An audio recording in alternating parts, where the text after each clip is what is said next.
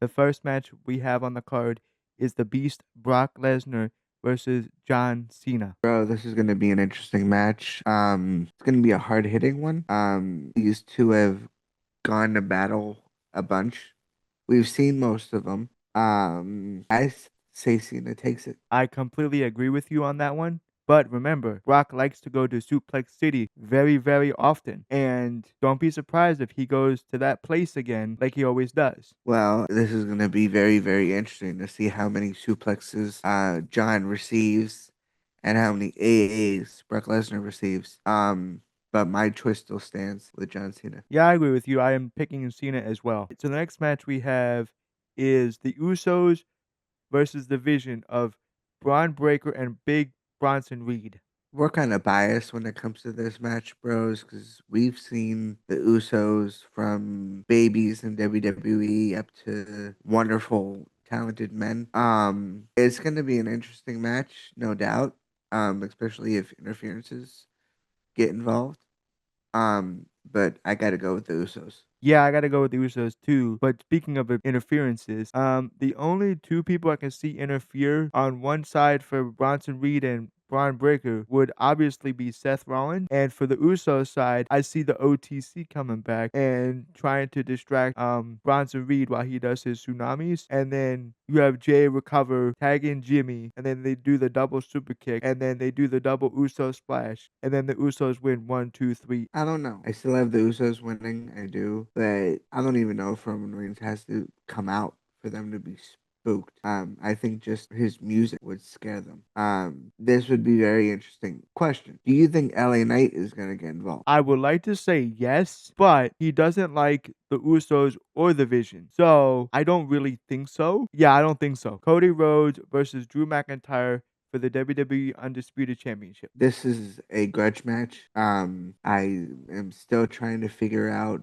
what Drew has it with Cody, but more importantly, all champions. I honestly think this stint back to Punk coming back and costing Drew every championship at every turn. So this is gonna be interesting. Yeah, it is going to be interesting. I do see Cody winning, but not without getting 2 or 3 claymores from Drew or 2 or 3 crossroads from Cody. But I do see Cody retaining. How about you, man? Oh, definitely. I do see Cody retaining. I don't see any interferences with this match, unless Randy wants to come back. But if he does come back, I could see him help Cody somehow, hopefully without getting him disqualified. But I could also see him wanting to get a title shot again. So I could see him RKOing Drew, the show go off the air, and then we see a clip on social media of Cody getting RKO'd. I wouldn't be surprised if that actually happens because WWE loves to do that their social media stuff with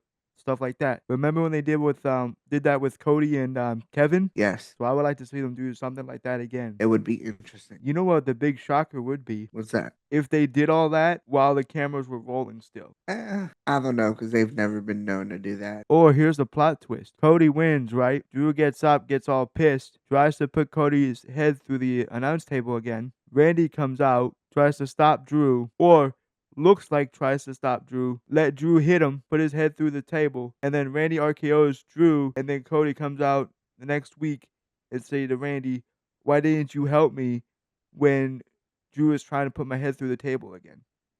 Mm. And then That'd be an interesting thought there. And then that might set up the crown jewel match between Cody, Drew, and Randy for the title.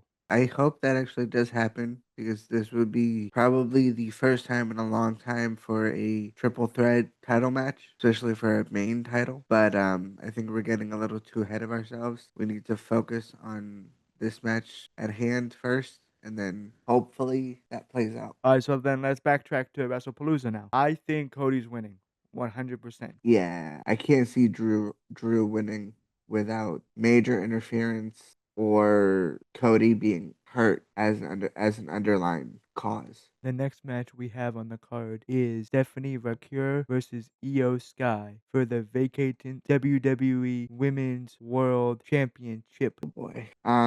This one's interesting. These women have been amazing, but I think the inexperience on Stephanie's part with her being almost every champion under the sun in NXT, I think the not lack of experience, but her excitement of being in a championship match, I wouldn't be surprised if she underestimates Io even a little bit. But Io is the genius of the skies for a reason, so I see Io winning this. Man, I might have to disagree with you. I see Stephanie winning this. Yes, I understand her limited experience on the main roster, but she still can pull out great match. No doubt about it. And I don't see this match being a huge nervous for her as much as you do, because again, this might be going back to NXT, but like you said, she has won every single title in NXT. But again, this is her first main roster championship. I'm taking Stephanie for this win, and I can see her be your new women's world champion. This is definitely going to be interesting. And the final match is the match we've both been waiting for since AJ's return. AJ Lee and CM Punk versus Becky Lynch and Seth freaking Rollins. I think we're both a little bit biased when it comes to this because we're both big Punk and AJ fans. Don't get me wrong, Seth and Becky are great together, and I would love to see them as a tag team, but just not with the vision. I'm very concerned with AJ's neck. She said it that her neck isn't what it used to be. She doesn't even know if it's gonna hold up. And after that brutal manhandle slam on Monday, I am skeptical. I can see why you're skeptical about AJ's neck, but I don't think it would really hurt her in this match as much as we think. I hope you're right. Hell, I hope I'm right too. But that's gonna be the main focus of Becky Lynch during this entire match is AJ's Awesome. neck and her health. So I'm picking Becky. I'm sorry. I'm picking AJ Lee and CM Punk to win this match. So am I. Don't get me wrong. I love Seth. I love Becky as individual wrestlers and as a tag team, but absolutely not in the vision. No, I think Braun Breaker and Bronson Reed they go too far. I think so.